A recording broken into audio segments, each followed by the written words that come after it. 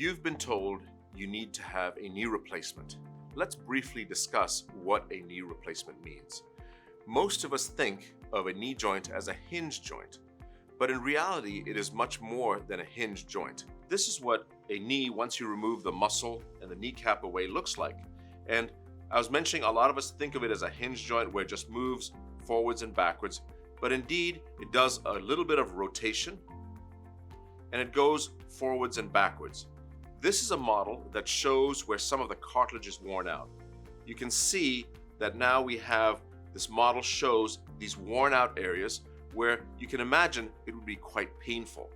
What a knee replacement is resurfacing all the parts that are worn, the femur, the tibia, and you have a plastic piece that sits in between the femur and the tibia.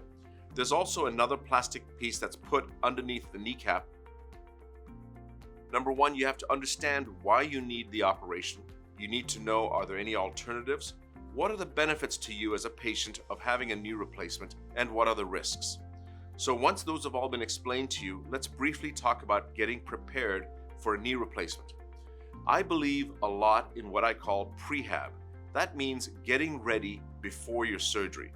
A lot of times, by the time we reach a point that we need a knee replacement, our muscles are weaker, our joints are stiffer, and the joint just doesn't work. That's where a short course of physical therapy or working with a trainer can be very beneficial to get those muscles around the knee to start working and to get the joint to be having more motion, because that's going to come into play after surgery, where that work that you put in beforehand is going to be very important. The surgery oftentimes is done with an incision in the front of your knee. We would move the kneecap out of the way, where you make cuts to the end of the bone so that it's shaped to the size of the prosthesis, and that is usually cemented on in place. And the same thing is done for the tibia, where there's a cut that's made and the sizing is determined as to what is going to be the best size for you. Then after that, you're going to be in the recovery room. Pain is a common fear of a lot of us undergoing knee replacement. So that's where the preparation is important. The anesthesia that's chosen is important.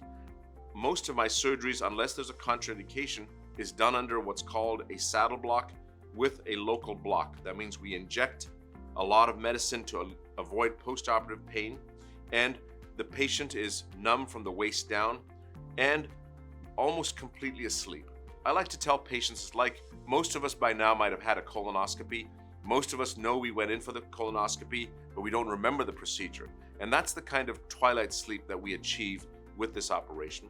And the advantages of that are that you don't feel as groggy, there's less postoperative nausea and vomiting, and the pain after surgery is not immediate because those saddle blocks are slow to wear off. I believe a lot in early mobilization. What does that mean?